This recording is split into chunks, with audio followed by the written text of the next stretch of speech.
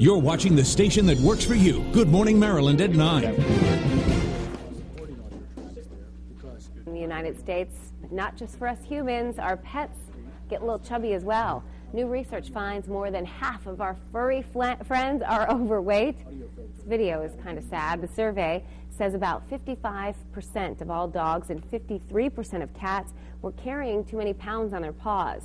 Vets say that obesity in pets can lead to a lot of problems that it does in people. We're talking about diabetes, kidney problems, joint problems.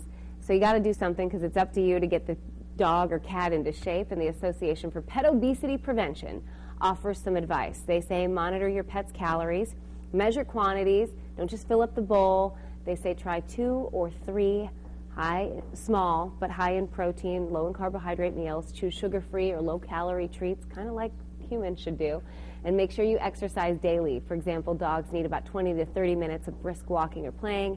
Cats 5 to 15 minutes of activity like chasing toys. Or you can always walk that dog or cat down to Towson Veterinarian Clinic, where you can find Dr. Firamonte, who can give you some advice. I'm sure you see this all the time. Yes, we do. It's a very common problem.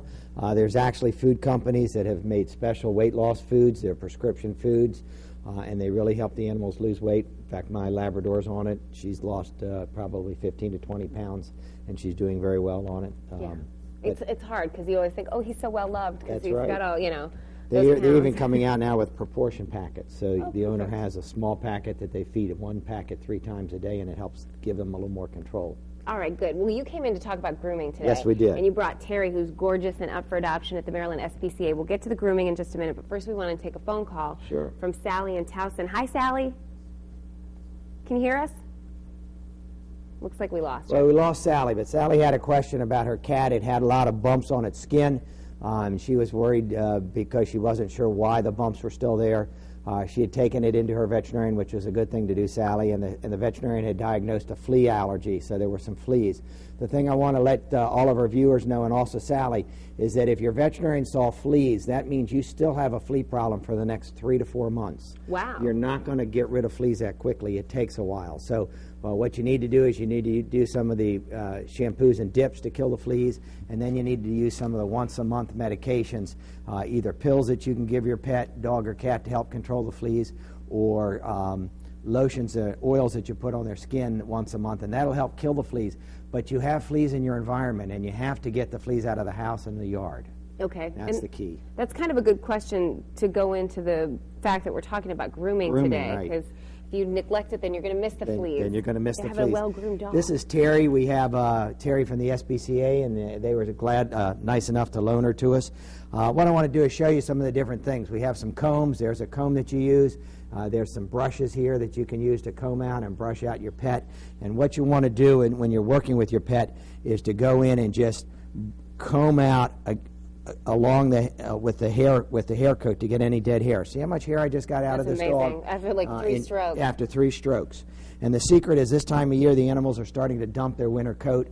They're starting to try and make a nice summer coat, so they're getting rid of their winter coat. And if you don't get all of this hair off, there's just one ball right there. If you don't get all of this hair out of their hair coat, then their skin gets a little rougher, they get a lot more dandruff, that kind of thing, and then you won't notice the flea problem that you might have. Well, and a lot of people do complain about their pets shedding, but I think if we all brushed them more, if we brushed them more, they'd have less shedding.